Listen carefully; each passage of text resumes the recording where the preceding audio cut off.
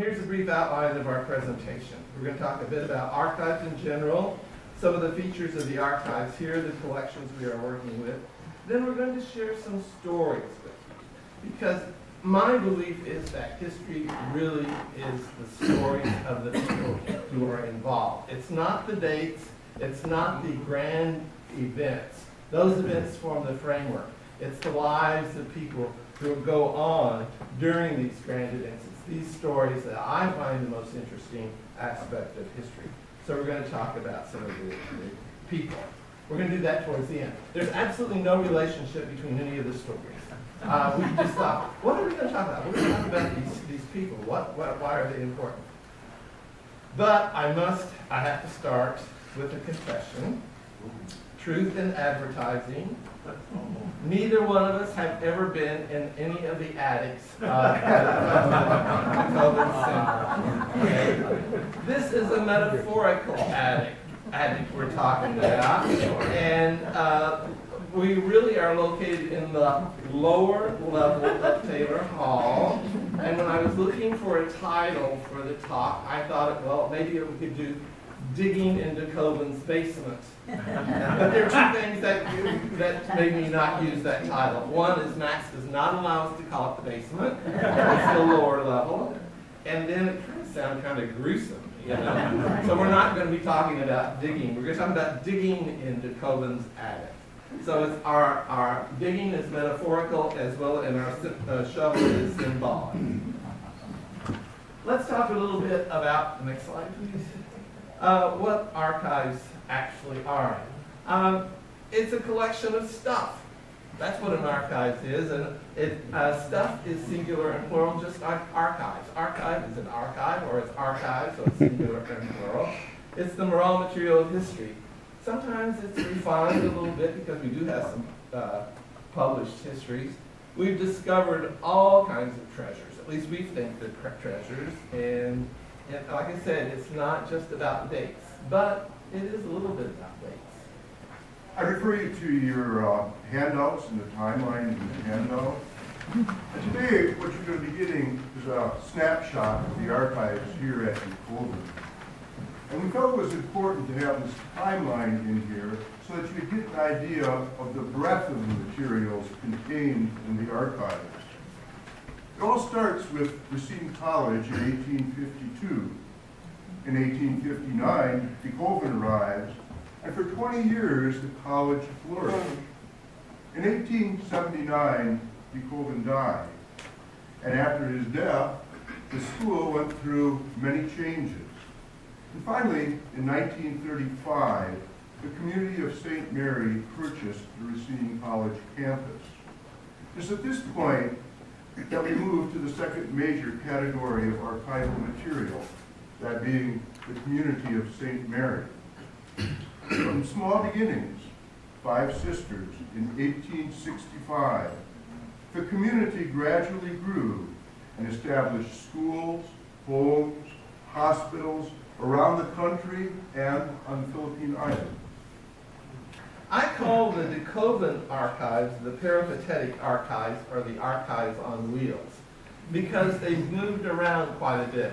In 1935, when the sisters bought this property, they moved the archives that existed to 2 places, in the Shota House and to the diocesan headquarters in Milwaukee. And over the years from 1935 on, they've come back here, they've gone back to Milwaukee. At one point, the Wisconsin Historical Society made an attempt to get them. Then twice there's been Episcopal interference with this, and the bishop said no, they should not go to Madison. And then there was an attempt to move them to the National Episcopal Archives in Austin, Texas. And again, we had a Father Caroon who was an archivist and historian. He said, no, this should not happen. And so the bishop said, no, they will not move there. So but they stayed in Milwaukee. Then they went to the Milwaukee County Historical Society, and that's where we found them, in a warehouse in 2014. And that's also where we found the next one is about the community of St. Mary's archive, which is a little bit more straightforward. They did not move around so much. They went from Kenosha in 1976 when the sisters moved to Milwaukee, and they were there until 1984 when they were moved to the Milwaukee County Historical Society, and then we moved them back here. So the archives have moved around. It is amazing that with all of these moves, with all of these changes, that they're relatively intact. But there are a lot of things that are missing, and there's some years that we are just vacant. Although I did find one letter from Sister Ainsworth, who said that she was looking through some of the boxes and said, some of this stuff doesn't look very interesting, and so unless we hear from you, we're going to burn it. So, I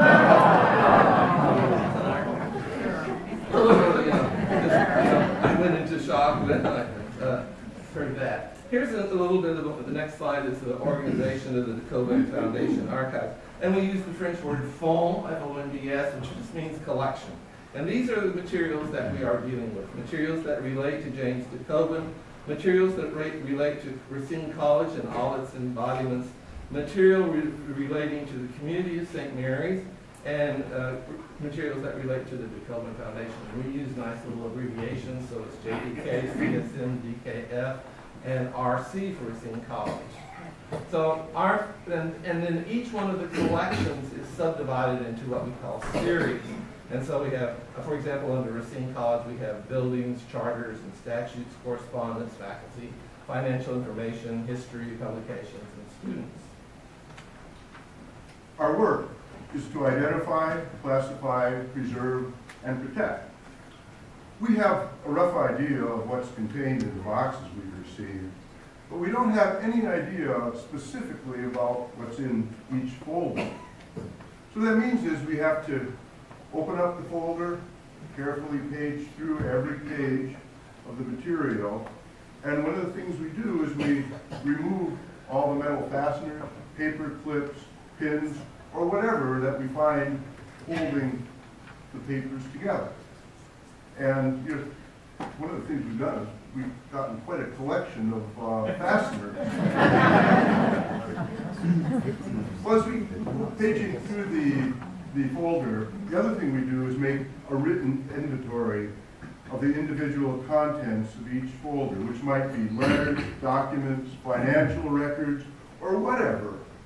And we classify the category to which it belongs. And sometimes we find that a document is dry, or it may have been folded up and placed in an envelope for 50 years, and it has a lot of creases, and these documents need to be put into a humidity box. And what that does is it hydrates the document and it relaxes the paper. Newspapers tend to be very problematic because they're fragile and they turn everything brown that they come into contact with. So what we do is we make copies of all of the newspapers and place the copies into the folders with the documents. The written inventory is put into the computer, and a copy is also placed in the final box. The last step is to place the material into acid-free archival folders and place the archival folders into acid-free archival boxes. Each box is labeled, placed on a shelf, and depending upon the content of the box, it can take anywhere from 1 week to 4 weeks to process. And you have to have your handout. On the top, there are 2 fasteners. Some of them are very historic. Some of you have paper clips that are over 115, 125 years old. And then if we do want to replace those paper clips, we use plastic clips now.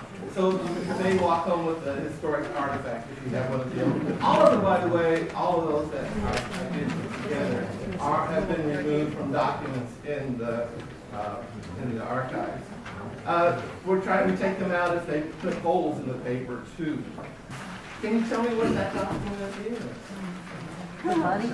That's It's a subscription for building the college in 1851, and it starts out that reads, "We, the undersigned, agree, each for himself, to pay the sum set opposite our respective names for the purchase of building a college to be located on the 10 acres of ground directly north of the Evergreen Cemetery and to be under the management and support of the Episcopal denomination of Christians. This was the first subscription that helped with the building of the college.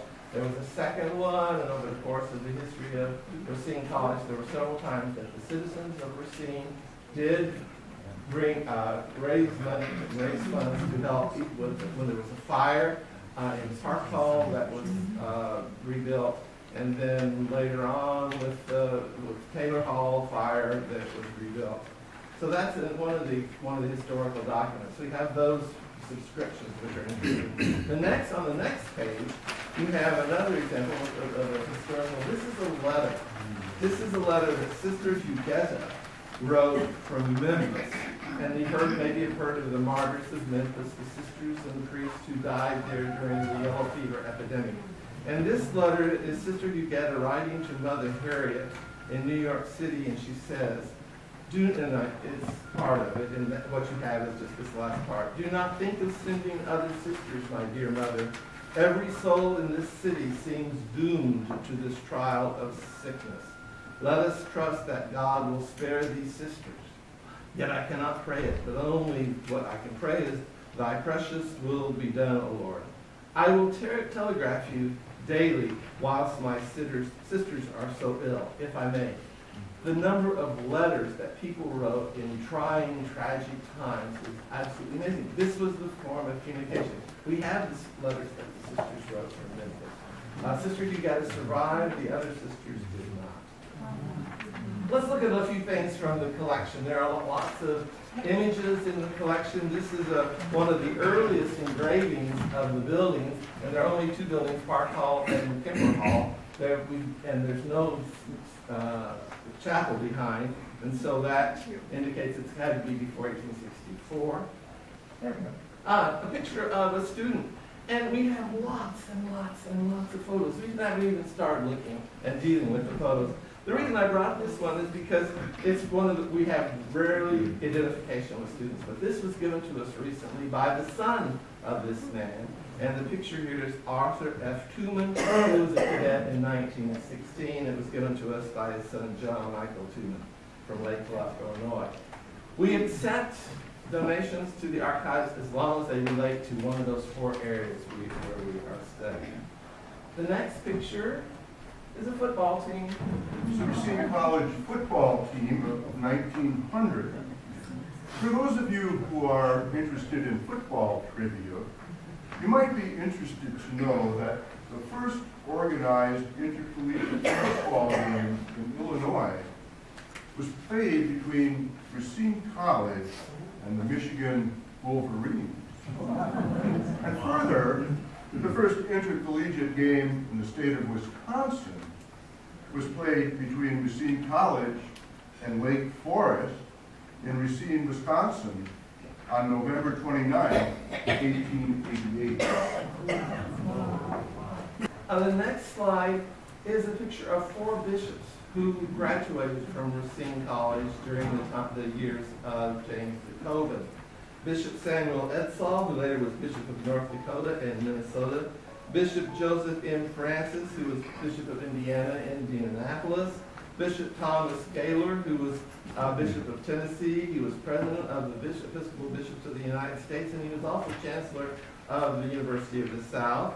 And then finally is Bishop Henry Robinson, who was warden at Racine College from 1889 through 1907, and then became Bishop of Nevada.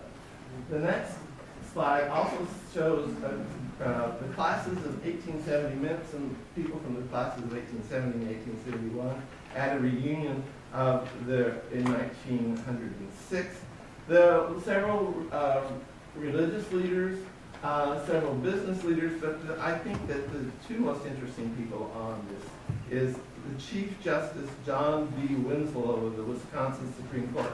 He who's standing there as Napoleon with his head in his vest. And the last person in the picture is William R. Merriman, who was governor of Minnesota.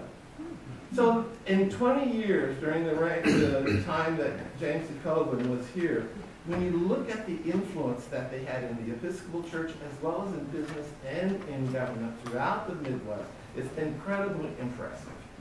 let's go on to now some stories. We've gathered all kinds of stories with interesting people. But and there, a lot of times the stories are in letters, sometimes the stories are printed, but we have one interesting letter that is a memoir of an event that happened at Kemper Hall. Yes, this was in July or August of 1906, and I've condensed this story down, so use your imagination as I read this. And the setting is one where they're blessing the new summer chapel, which the sisters used for their summer camps, and they're on the lake shore of Lake Michigan.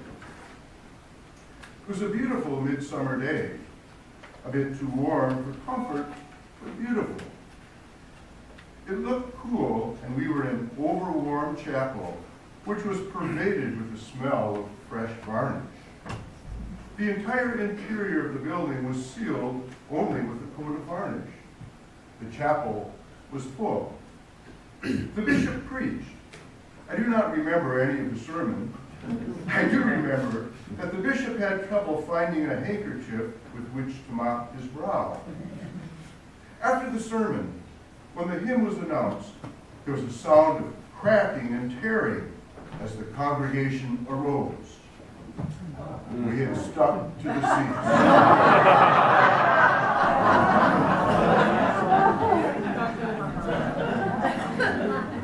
The seats were never the same, and I'm sure the clothes never were either. One lady in a print dress left a pattern on the back of the bench that nothing was able to remove. But we were very recollected, however, and the Mass was finished without further mishap. Now we're going to talk a little bit about some people, and the first story that I'm going to talk about is what I call the unknown James DeKoven. What I have here is his family tree. When James DeKoven died in 1879, when he died, he was in the midst of controversy. And so the biographies that were written about him were about these controversies and the challenges that were going on to his beliefs. And so the biographies that were written focused primarily on this aspect of his life. We have very little about his origins, and they're just as interesting. Why did he become the man that he became? And that's why I call him the unknown James DeKoven. For example, when he died, there were 2 obituaries published, one here in Racine and one in Chicago, that said, poor James DeKoven, when he died, he was basically alone in life. He only was survived by one sister. That's kind of erroneous because he was survived by 2 brothers and 4 other sisters. So there was nothing was known really about his family. He came from an old Connecticut family. His mother, one of the obituaries says that his mother was still alive in Chicago. She had died in 1874. So there was no knowledge about his life, and very little knowledge about what formed him into the person that he is. And that's what I call him, the unknown James DeKoven. But when you look at the life that he led, and that he had these 5 sisters who married very, very well. His eldest sister, I can't remember her name, Elizabeth, married into one of the most prominent families in Connecticut, and then when her first husband died, she married the mayor of Chicago. His sister, that Frances, who was just the child before him, so there were 10 children in this family. His sister Frances married Judge Dickey, who was a federal judge and one of the largest investors in Chicago property. And Frances, our Aunt Franny, as she was called, divided her time between her home in Chicago, her home on Fifth Avenue in New York City, and her summer villa in Newport, Rhode Island. So, I mean, there were connections in this family. There are still descendants of his brother John in Chicago. So, nothing has ever been done about these links, and there's a reason for it, and I'll talk about that in a minute. So there's only one full-length biography that's ever been written, and that was by a former student of his William Cox Pope in 1899.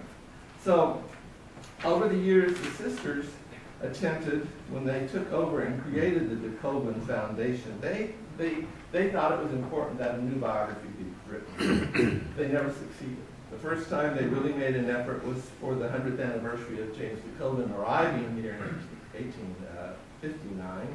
That didn't succeed. They had trouble finding someone who would do it. One of the problems was documents. And there are two accidents that explain why the documents don't exist. But in the two accidents, in 1875, this building burned. And in February, it's February 7th, 1875, the building burned, almost burned down. We know that DeKoven, in his diary, he says, and he was not very faithful about keeping his diary, so it's not really that too much helpful, but he did say that his sermons had been saved. He handed his sermons, a folder with his sermons, off to one of the students who took them out of the building, burning building. But he lost a lot of his personal papers. Those disappeared. The next accident that happened was in the end of the 19th century. A friend of his, John Henry Hopkins the Jr., in the 1880s, decided that he would write a biography of James DeKoven. And so he wrote to all of his relatives and friends, because John Henry Hopkins knew everyone and everyone knew him. He wrote to all these people and said, share with me what papers you have relating to James DeKoven. Then John Henry Hopkins had the misfortune of being hit by a streetcar in New York City when he was crossing this. There's not this foundation of paperwork that we can go back to. I just went to Austin last week ago, thanks to Max, and to read some of the papers, some of the letters that they have been saved, and they're fascinating. So we have discovered some unknown photos. This is James DeKoven as a young man, never been published before. And then the next slide. This is James DeKoven as an older man. I've made up all sorts of stories about when these pictures were taken, but as an archivist, and I can't really tell them. They're not factual. But we don't know where they were taken, we don't know when they were taken, but we do know that they're James DeKoven. So, thank you. Next. Yes, next. Yep, all right. Harriet Starr Cannon was born in 1823. She was the mother foundress of the community of St. Mary. By the time she was 16 months old, both of her parents had died of yellow fever. Harriet and her sister Catherine were raised by her maternal aunt in Bridgeport, Connecticut, where she received her education. And Harriet went on to study music and teach music in New York City. In 1865, on the Feast of the Purification, Bishop Horatio Potter, Bishop of New York, professed Harriet and 4 other sisters to form the new community of St. Mary. And this is very significant in the fact that it was the first time since the dissolution of the monasteries under Henry VIII, around 1540s, that a bishop of the church had taken such an action. Mother Harriet's profession illustrates her commitment to the mixed life, is what she called it, the life of prayer and service. Sister Harriet left the bedside of a child with smallpox. She made her profession before Bishop Potter, spent a few hours with her new community, and then she returned to the bedside of the dying child. In September of 1865, the first chapter meeting was held, and Sister Harriet was elected Mother Superior. This was a position that she held for 30 years until her death in 1896. Mother Harriet was known for her great practical abilities, as well as her great loving heart. If you look at her accomplishments during her life, you can see that within 10 years, her foundations included the House of Mercy, 3 schools, 2 hospitals, an orphanage. In 1876, the Mother House was established in Peekskill, New York. Kemper Hall in Kenosha was established in 1878. And in 1880, mission work was begun at the cathedral in Chicago. By the time of her death, in 1896, the community had over 100 citizens. When I was in Austin, Texas, this is a footnote, I found a letter from Mother Harriet to James DeKoven that was written on the 14th of February, 1875. She said, "I've just learned of the fire in Tater Hall, encloses a check to buy clothes for the boys."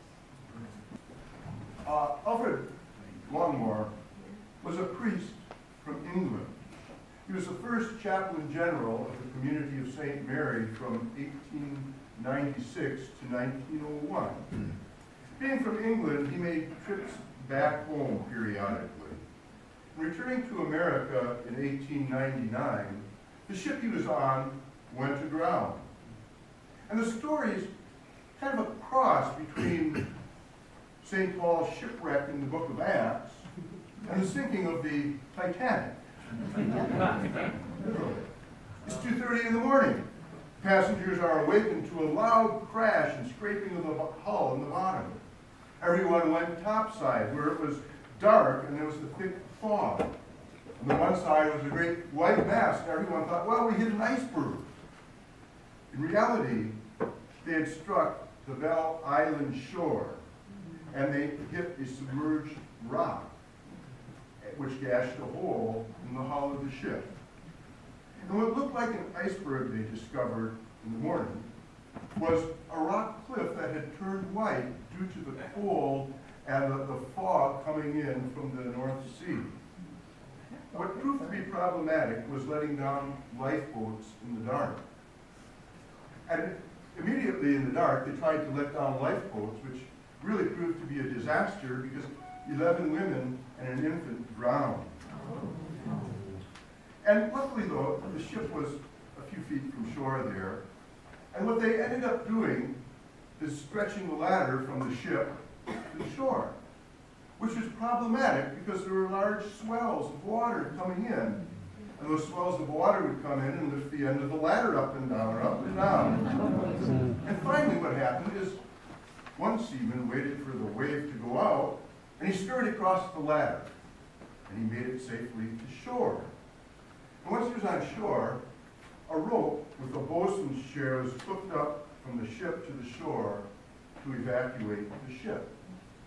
But once the people got on shore, they had to climb a 400-foot cliff in order to get to level ground.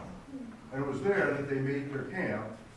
And the captain sent off a party to search out the lighthouse on the island, and they found the lighthouse and were able to bring help back to the stranded people. This is a picture of the Reverend Albert Zabriskie Gray, forever associated with the closing of Racine College in 1888. Here's the rest of the story. I alluded to this in the newspaper article. He looks like he should be a marshal in Kansas. He was born in New York City in 1840, son of a wealthy New York merchant. He spent most of his young years in Europe, where he was educated primarily in Geneva. He graduated from Columbia College and also from the General Theological Seminary in New York City. He traveled extensively in Europe, in the Mideast, in Mexico, visited the Holy Land several times, wrote books on Palestine and Mexico, published several volumes of poetry and sermons. He served as a chaplain during the Civil War. He was a prisoner of war during the Civil War. And from 1873 into 1882, he was rector of St. Philip's Church in the Highlands of the Hudson River, which was the wealthiest parish at that time in the United States. And in 1882, he was called to be the warden of Racine College. He was definitely a scholar. He was definitely a person who was devoted to education. But here's the story. What happened? Why Racine College closed just 6 years later? James DeKoven, during his own lifetime, was afraid that the college was becoming too closely associated with him. And so he decided that he would create what he called the university, the Church University of the Northwest. You know, it's kind of hard for us to realize that Wisconsin was the Northwest. And so he changed the makeup of the Board of Trustees, which had been predominantly local people from Racine, people from Wisconsin, and it became, I won't say stacked it, but he did with bishops from the surrounding area. The Racine citizens become somewhat irritated about this because it was their college. They were the ones who had founded the college. They had raised money on several occasions. They rebuilt Taylor Hall. And so it was their college. And so there was this division between the Board of Trustees, within the Board of Trustees, between those from Racine, who were now the minority, and those from elsewhere. So that was one of the rubs that was going on. They then decided to change some of the rules, and Reverend Gray felt that they were changing the rules after he had been hired. According to him, he was hired that his responsibilities were to hire the faculty members and to be in charge of finances. Then there's another rub that was going on, because when he arrived, he came with very much European East Coast culture. And even though it was the Northwest, it was very Midwestern in their ideas here at Racine College. And so the rumor mill started. He served wine at dinners. He and his wife were known to stop, though they never went in, to a local beer establishment. So the rumor mill was, and we have to remember that this is 1888, and what's happening is the temperance movement is starting to take over in the United States. So it was this issue of what was going on. So Gray felt that he had been hired falsely. There were the other faculty members felt that they were being forced out of their positions. They resigned. Gray resigned, and the students started protesting. Interestingly enough, the students protested because the Board of Trustees had now ruled out that there would be no sports teams. There would not be a football team. There would not be a baseball team. They also moved they moved the billiards table out of Taylor Hall, and the students were no longer allowed to play cards. James DeKoven had this motto: pray hard, work hard, play hard. And he had allowed sports, and he had allowed card games as well as billiards. So the reason this is interesting, then, we have all these clashes going on. Gray and his wife moved to Chicago to a hotel. One of the professors who had resigned along with him became ill, moved to Janesville. He died, and Gray went to perform his funeral service. He came down with a cold, went back to his hotel in Chicago, developed pneumonia, and he died in February. And I think he was a broken man. This rest of this story has never been told. It always, the reason they gave for the closing of the college was decrease the number of students. Yeah, it decreased the next semester because no one came back.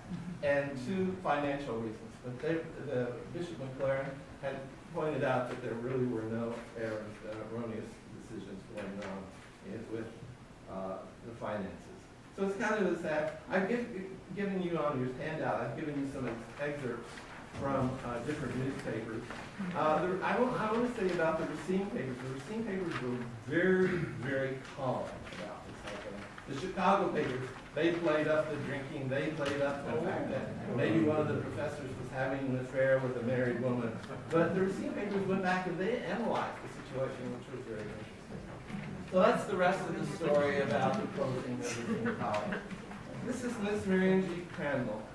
She was a teacher of French at St. Catherine's School, run by this community of St. Mary's in Davenport, Iowa. She had studied in France at the Sorbonne, and she taught French at St. Catherine's School.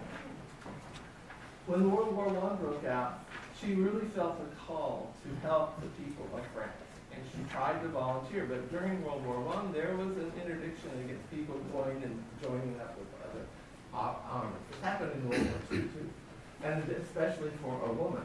Finally, after a couple of years of trying to get to France to help out, the YMCA linked her up with the Red Cross, and she went to France and arrived in January and was killed in March. And so she's the first American woman killed in World War I. She was working in a canteen where they were providing coffee and sandwiches for French soldiers. She'd sent those people that were working with her away, and she was getting ready to leave because the bombardments were starting. One hit her, the canteen where she was working. She was killed, not instantaneously. She was knocked unconscious. She had her arm blown off, but then she died. She never recovered consciousness. But it's this kind of story that we see in the archive. This story is about the Philippine concentration camps. In December of 1941, the Japanese rounded up all enemy aliens in northern Luzon. 6 sisters from the community of St. Mary, along with 40 other missionaries, were placed in a Japanese concentration camp. Our archives contain 2 different accounts of life in the concentration camps. The majority of their internment was spent in camp homes located near Baguio. During the final months of the war, they were transferred to Bilibid prison in Manila, a prison which had been condemned by the Philippine government as being unfit to house prisoners. Using the compilation, I kind of want to give you a snapshot about what life was like at the camps. There was no running water. There was no plumbing. The greatest issues constantly before these folks was housing, food, health, and sanitation. Typical meals. For breakfast, they had rice, syrup, and a small Philippine banana, and coffee, which was boiled to extinction. Lunch was a so-called cup of soup and another banana. For supper, they had rice with meat and gravy, some vegetables, and another banana. A lot of bananas there. But the quality and the quantity of the food varied from time to time depending upon availability. The attorneys regularly taught language classes in Japanese, Greek, Ilocano, French, and Spanish. They had lectures in architecture and flower arranging, which is popular one evidently. The life at Bilibid prison in Manila was very, very austere. And put it bluntly, it was just plain filthy. They had 2 meals a day there.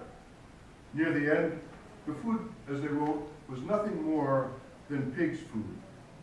Fodder corn ground up and made into a meal. After 2 months in Bilibid prison, the American forces freed the internees.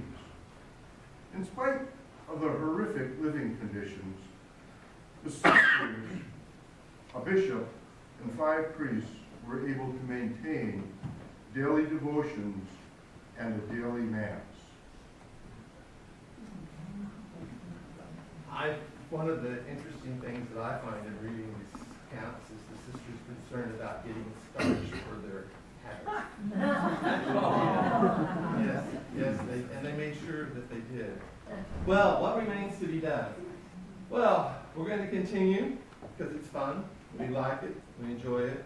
We continue to work on the Community of St. Mary's collection. We're not done with that. We begin work on the DeKoven Foundation as soon as we can get into Julia's office. There's a lot to be done. We have to face the reality of photos, books, recordings. We want to expand the JDK, that's James DeKoven Collection, our finding guide, which is the last page on your handout, which is an example of our finding guide, which shows what we're doing. We are now at 166 pages long and deal with accessibility, security, and use. You know, and one of the things that I think about the archives, well, why are the archives important? Why is this? Why are we doing all of this? I think it is history is a foundation on which the future is built. And I think we've come to a point, a rebirth, again, Phoenix-like, it seems, DeKoven Center, DeKoven Foundation, Racine College, with all these fires, but also as regrowing and growing again. And I think the archives provide a wonderful foundation on which to build. Thank you.